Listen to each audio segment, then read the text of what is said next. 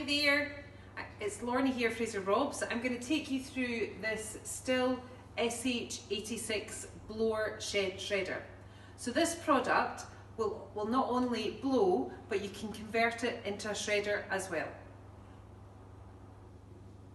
So this SH86 comes with various parts to convert it to either a longer shredding, so you can put, there's an extension tube here that will go on to give you more length for blowing, and then you can convert it to a shredder.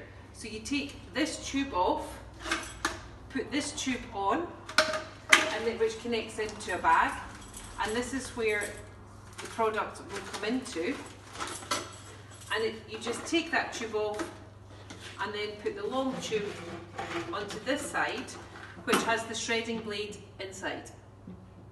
So this excellent Stihl shredder is great for domestic or for commercial use, very powerful for blowing and also converting into a shredder. So this SH86 shredder is 2-stroke mix. It's got a handle here which is good for vibrations, so it's anti-vibration handle. And also it's got the easy start mechanism, so the Stihl ergo start, which makes it very easy to start.